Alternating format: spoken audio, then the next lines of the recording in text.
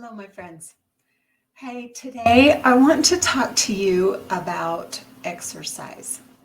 And this is relevant to everyone, but more specifically for you ladies who are in the middle of menopause, already past menopause, or maybe you've been forced into menopause because of a hysterectomy. That was my case when I was 30 years old. And so my body was forced into this change of hormone. And, at the beginning of every year with the New Year's resolutions, oftentimes the goal has something to do with exercising, getting in better shape, taking care of ourselves.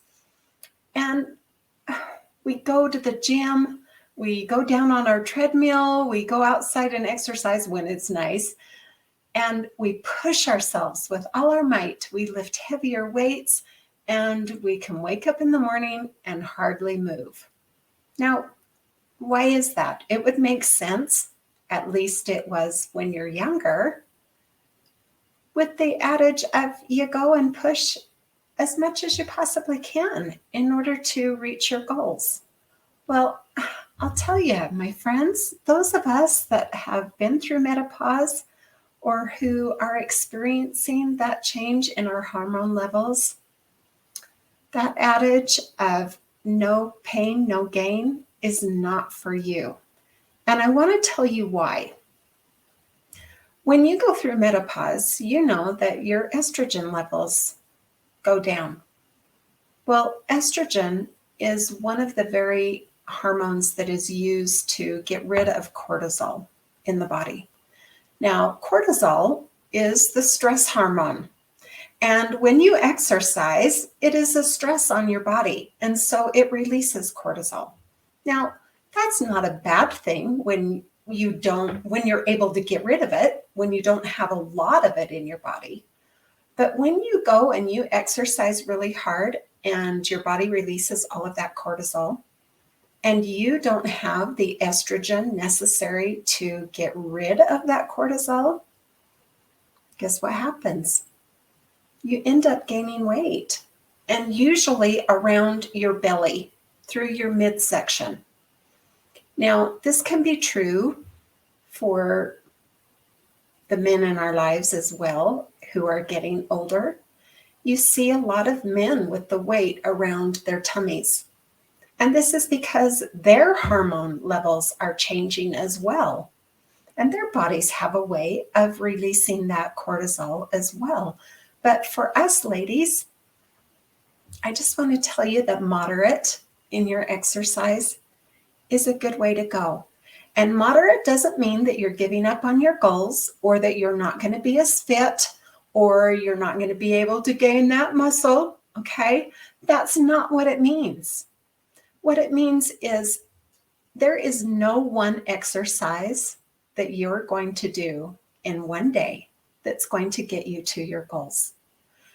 This idea is a progression over time, right? It's something that as you are consistent in your exercise, you're going to see changes in your body. It's going to be beneficial for you to get exercise every single day.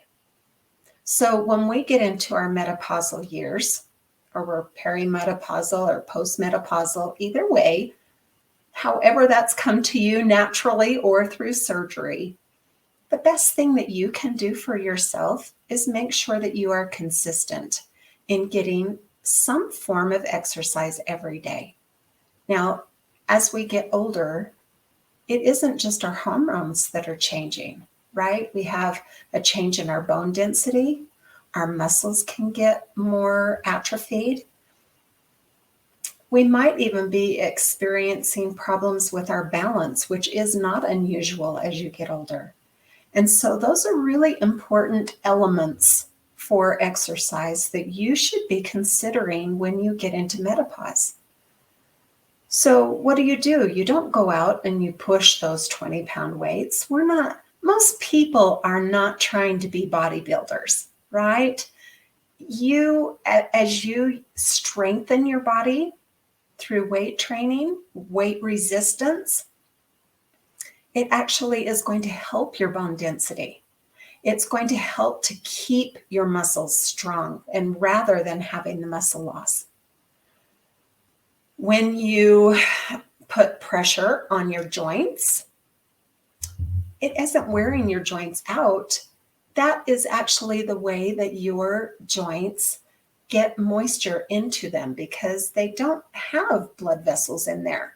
And this is coming from an orthopedic doctor that I just talked to this week, actually. And we were talking about running.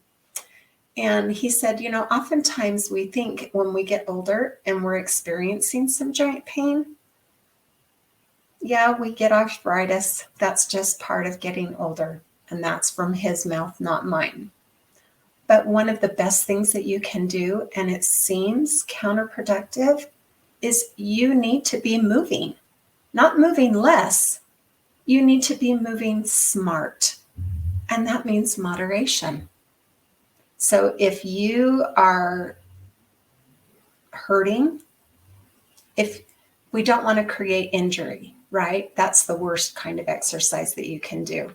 And oftentimes that comes in between those transitions of your exercising if you're doing some kind of strength training. So you need to have that mind-body connection when you're exercising. Be mindful about how your body is moving. What muscle are you using at that time? Are you working on cardio? Well, it doesn't mean that you can't have a nice workout where you actually are sweating and your heart rate is up, because that's going to strengthen your heart, right? And your lungs. So what I'm talking about is pushing yourself so hard that you're exhausted the rest of the day, or you wake up in the morning and you can't move for days. Because the estrogen in our bodies is what helps our bodies to recover from exercise. And so as we get older, when we push ourselves really hard, then with the lack of estrogen, we don't recover as quickly.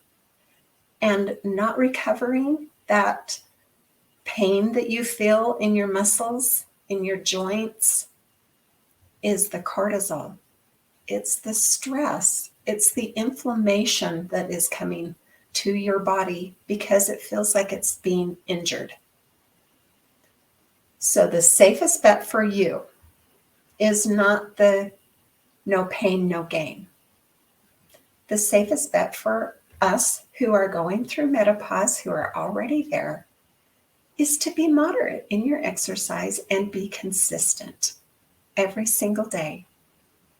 During your week, you're working on cardio, you're working on your strength, you're working on your balance, and you're also working on stretching and making sure that those muscles and tendons are being loose and not so tight, because that makes our mobility constrained and a lot harder.